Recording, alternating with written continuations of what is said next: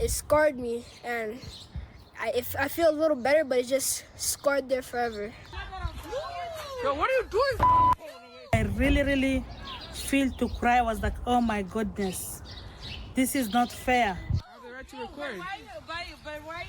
A rough takedown of an innocent 12-year-old boy at a Calgary playground has his family asking for justice.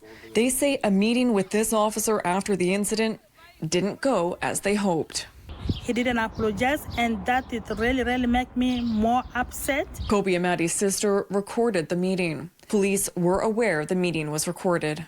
All anybody wanted out of this conversation was an apology from Jeff, which they haven't received yet. I personally, I wasn't aware that the family wanted an apology from me. I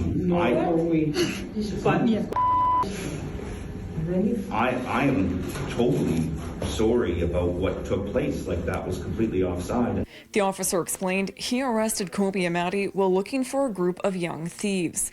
Police followed a suspect to the playground. They arrested the suspect there, then grabbed Amadi because they say he was the same size as one of the thieves they were looking for and wearing a gray hoodie. Amadi says he didn't resist but looked back at one point.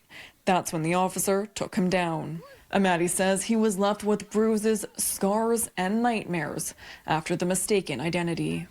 Even though we're all black, we're not all criminals. So there is some bad people, but most of us are good. I use this one pretty often.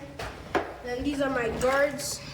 Kobe is a very intellectual young man. He cuts hair in his community, helps raise money for his family. He does well in school. He's creative. He's also a musician. He's doing all the right things to stay on the right path, to stay away from interactions with the police, but it seems as if time and time again, these interactions still continue to be brought towards our black youth when they don't deserve it at all. In a statement, Calgary police say initial reviews show the officers were acting in good faith.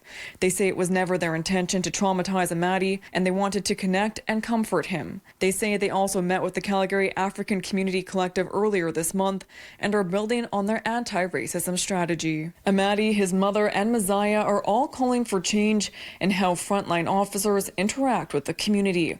The family plans to file an official police complaint. It's important that with incidents like this, officers are held accountable for their actions. Stephanie Lasuk, City News.